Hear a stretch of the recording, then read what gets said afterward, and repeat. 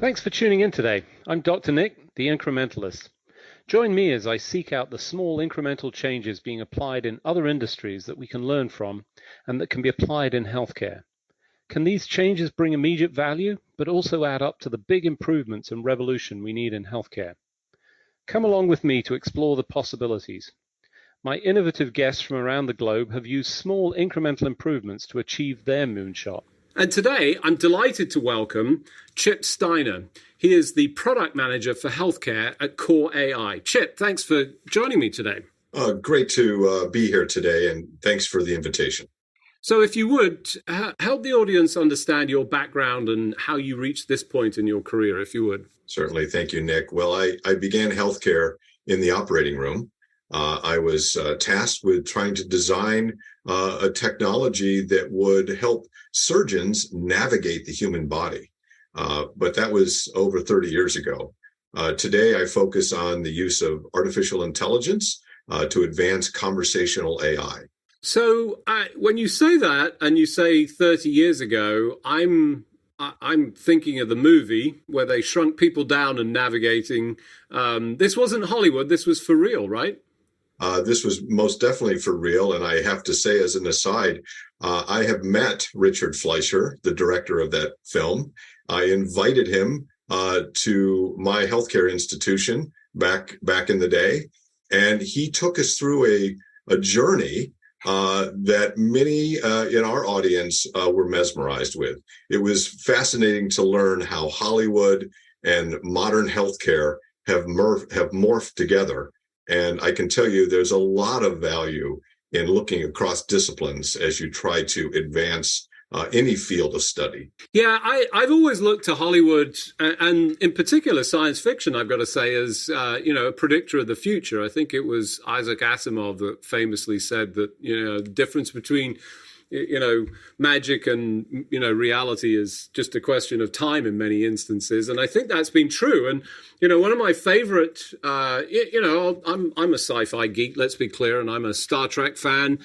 And Star Trek, I think, I still believe this is true. I've certainly said it enough times, so it must be true, was the original presenter of speech as an enabling technology. In fact, I even know the episode. It was all to do with pi and Spock asking the computer to calculate pi that eventually managed to reach control back. But we've advanced a lot further. And you make an interesting point that they've marched in lockstep. I feel like Hollywood's a little bit further out in terms of what they're showing or talking about. Where's the gap? Where do you see this at the moment? Well, I think the gap is closing every day. But quite frankly, I think it's a matter of what is Hollywood trying to entice the audience with.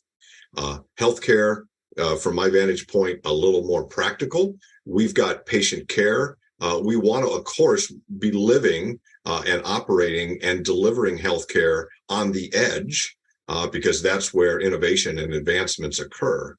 But there's no question that the ability to look towards the future is really the goal of advancing life and advancing healthy life, which is a common goal in the healthcare realm as well as I think in Hollywood, if you will. There are a few other industries that are behind both of those. But I agree with you.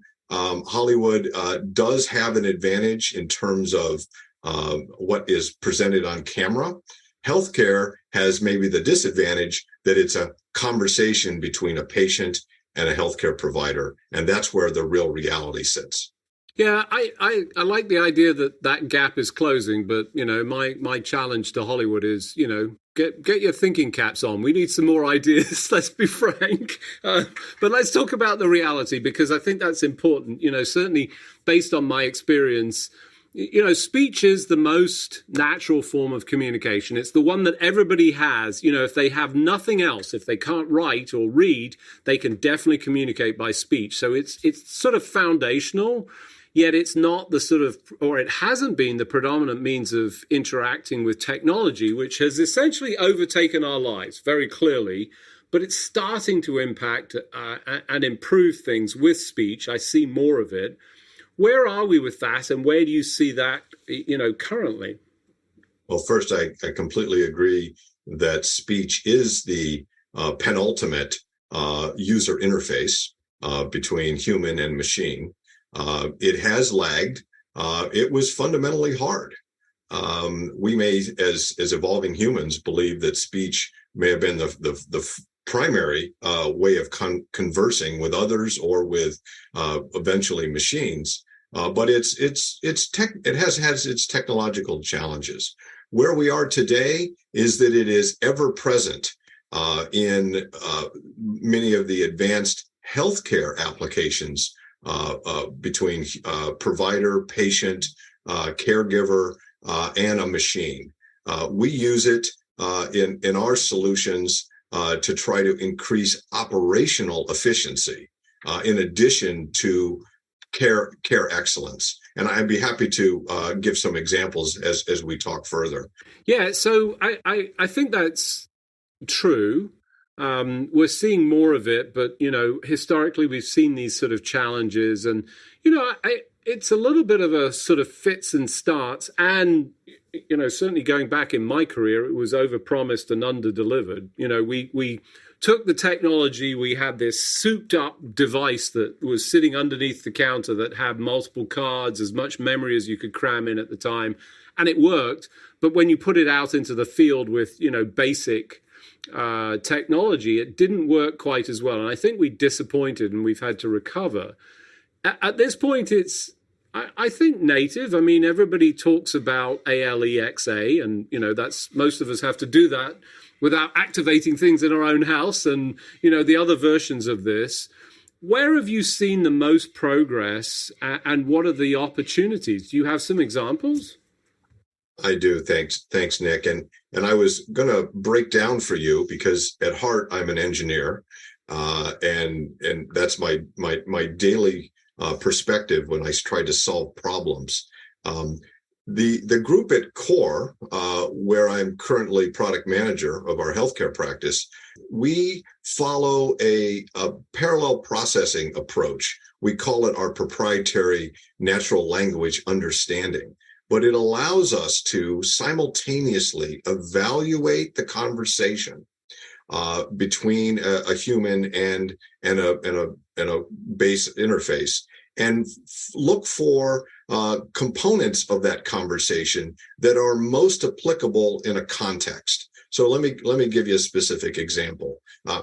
We've often thought that when the space shuttle or any rocket goes up, there are computers calculating launch angles and attitude and trying to figure things out, and ultimately reporting to some human management system what they're finding. But as I think we've also learned, they use multiple machines to simultaneously calculate results. And then they have some management system to evaluate and compare those results. We're doing the same in conversational AI. We have 3 simultaneous natural language engines that are looking and trying to divine what the fundamental meaning was, what the contextual knowledge was, and try to report back what the most likely intent was of any specific phrase. And we do that in a way that allows us to rank and then ultimately determine the highest probability of the correct intent. This methodology, Nick, allows our solution to have a more effective response and conversation. I would argue that the human brain works in a similar way, not just the left brain, right brain approach, but there's a multiplicity of cognitive processes that are going on in our brains as we listen. We've got certainly 2 ears for most of us, and those are feeding parallel streams of data, but we've also got other senses that our body is able to feed to that cortex and ultimately derive what the likely intent was of the phrase from the other individual or individuals we're talking with. The approach at Kore is to do the same thing. we have this in a patented process, and we use that to more effectively derive the intent of the conversant. And that's what we're doing. How that applies to healthcare is that then we can carry on a more natural conversation that's applying the context of the conversation. You and I might be chatting about motorbikes or skiing or riding lawnmowers or politics. But in healthcare, we might be talking about the diagnosis or the treatment plan or your medical history or the payment restrictions or the approval process. That context is relevant, and our ability to look at the phrases and divine the intent of the conversant in a parallel way gives us the most effective outcome and solution. And that's what really sets our approach apart from the rest. So I'm afraid we're back to Hollywood, but what I heard, and I want to sort of make sure that people understand this, is it sounds a little bit like Minority Report in terms of an assessment of results based on, in your case, engines, but, you know, in Minority Reports, it was 3 individuals that said guilty or not, or, you know, but you get the principle, and it sounds like that's what you're doing. Is that a fair assessment? That is a fair assessment, and of course this allows us to differentiate, and perhaps if we don't achieve a high enough confidence interval, if you will, we have the ability then to adapt the conversation and ask the conversant a relevant question that further refines the approach. Further refines the conversation. And that's a separate thing that maybe you don't have in the current ALEXA paradigm, but we have when you're in a conversational AI mode. You can dialogue with someone, and actually that's the same thing you and I would do if we're trying to understand each other. So let me ask, I mean, you know, what sounds important here is the fact that you've got, you know, varying opinions. You know, that I start with a question, why stop at 3? Why not have more? Is that, you know, maybe that's a processing power issue. But I also want to know who's Agatha in this. You know, who's the dissenter, and, you know, is there some value to the dissenter in terms of, you know, giving them more authority in the ultimate resolution of what somebody said? It can be, and let me offer the current configuration of 3 is more about 3 different context trains of thought rather than any type of processing limitation today. Mm-hmm. Of course, more processing is always valuable if you can stage it properly. No, we want to, the approach we take wants to make sure that if you're involved in we'll call it technical conversation between healthcare providers, that you apply more influence from what I'll say is an ontology-based nomenclature. If you're having a conversation between a patient, perhaps, and a nurse, you're going to leave more, you're going to apply more weight, if you will, to natural context conversations about the status of a family member, the status of their environment. So we are able to tune, if you will, the influence of these various analyses and use that to better derive the context. And this is a dynamic process. So for those of you just joining, I'm Dr. Nick, the Incrementalist. Today I'm talking to Chip Steiner. He's the product manager in healthcare at Kore.ai.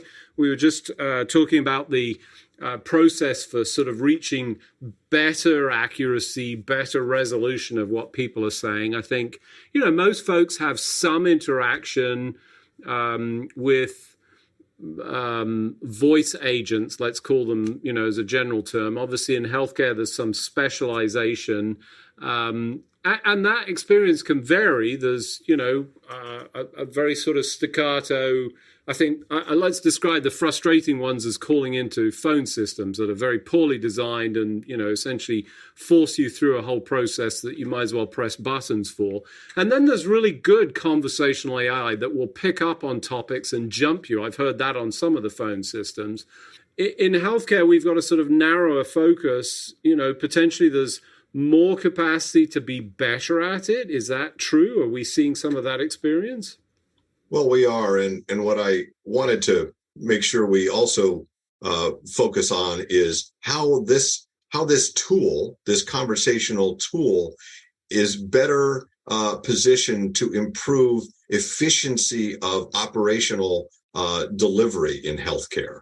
So it's not always about perhaps coming up with a diagnosis for a particular condition, but more about, can I ensure that the right provider that is most adept at dealing with a condition is interacting with a patient that is experiencing or perhaps suffering from a condition. It's being able to focus on some of those operational challenges that many in the healthcare industry all around the globe, but very pointedly here in North America, are challenged with. Not enough supply of providers, not the right alignment between need and delivery of capabilities. And conversational AI allows you to extract those challenges in a way that would otherwise lead to inefficiencies, and that's really an area that we focus on. So, as you think about the landscape today, you've got sort of a deep understanding of the healthcare space. You've had interactions in different domains. Obviously, we've got the generalized experience that most people can relate to, but where do you see this being most successful? Can you give us some examples of, how we've managed to really deliver on the promise that, I saw in the 60s with Spock talking to the enterprise computer? And I'll remind all of us that the tricorder was one utopian device in many respects that allowed Spock to divine, or Bones to divine, what the challenge was that one of his crewmates was suffering from. But they were also... And just as an important point on the tricorder, since you bring it up, and it's your fault, but that was actually the subject of one of the $1 million prizes, and ultimately still struggled. I think we're not quite there yet, unfortunately, but we got closer with the tricorder prize. We certainly have, and you and I may be a similar alignment in where we hope the future leads us. Conversing with the tricorder, it wasn't necessarily fully revealed, but voice and human interaction was also something that was dealing with. Where we are today is that because we can determine the intent of a patient, the intent of a caregiver in a healthcare setting, or the intents revealed through a conversation between caregiver and patient, we are better able to apply the limited healthcare resources to the condition of need. And so, as an example, oftentimes you hear about patients not being able to get in a timely manner to speak with their doctor, be able to get in and get the care they need. And that's really about a misalignment of healthcare resources that we can overcome if you just have a conversation about what the patient is dealing with, or a conversation with a collection of providers to talk about their capabilities and get those aligned properly. Our solution at Kore leverages the tools that conversational AI present to be able to address those supply and demand challenges that exist in healthcare today. That's where we're seeing the biggest impact, back to your earlier question.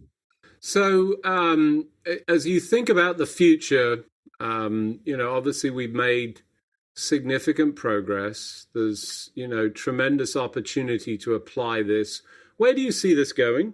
Yeah, so conversational AI will continue to improve. I think we can all imagine that. Where I see the biggest impacts in the near future are the ability to apply multiple conversations, multiple utterances from a group of conversants.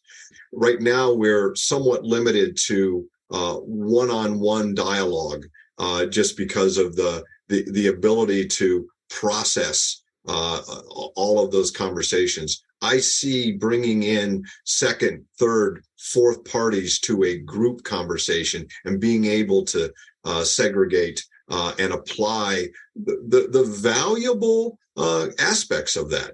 And then add to that video. I would consider conversational AI to include human nonverbal cues to the conversation. And we're seeing that in some of our collaborations in our organization, where being able to express empathy and derive the feeling, the emotional context to a conversation between provider and patient, between caregiver and family member, allows the conversation to be richer and ultimately to have a more impactful outcome, which will drive operations as well. So earlier, you when we were talking, you mentioned something that sort of stood out to me, and I want you to sort of expand on this. You said voice is the penultimate interface that we're dealing with. Clearly, there's something else in your mind. Tell us what you meant. So when I was referring to voice, it was a human using all of their conversant interfaces with a machine. I meant that rather than some direct digital conversational approach, i.e. text, i.e. even a Morse coded approach to conversation with a machine. No, the human dynamic that humans on this planet leverage on a daily basis to convey their feelings and interpret someone else's feelings, being able to interface that in a direct way to silicon, to a process engine that is able to handle all of that, that is truly the penultimate. Today, we are using the audio signal. We're going to layer onto that a video signal. We're going to layer onto that other physiological parameters of a patient and a caregiver to improve that conversation. Yeah, so I think interesting, as I think about this, the potential future for sort of integration at a more basic level, the thought process, we've certainly seen some progress with that, obviously critical in terms of those that have been, impacted by disease sometimes, but mostly through trauma, where they, are limited in their capacity. And we've seen some progress, but it's been challenging. I think famously there was at least some work on the part of Elon Musk and his organization to look at a brain interface. But, maybe that lies in our future. I think, in the same way that we were afraid of speech recognition, maybe we're afraid of that. But, it offers potential, obviously, with the appropriate surroundings. Unfortunately, as we do each week, we've run out of time. So it just remains for me to thank you for being on the show, Chip, and say live long and prosper. Thank you, Nick. It was a pleasure. I hope to speak to you in the future. Thanks for joining me today. Do you have any better ideas, or have you found a small incremental change that's brought about a big improvement in your world? Let's continue the conversation on our hashtag, The Incrementalist, or share with me at Dr. Nick1 on Twitter. You can find more information about the show on our program page at healthcarenowradio.com, and tune in next time to hear my discussions with leaders and innovators from around the globe who've revolutionized their space by using small incremental improvements to achieve their moonshot. I'm Dr. Nick, the Incrementalist, and I'm starting a revolution through evolution.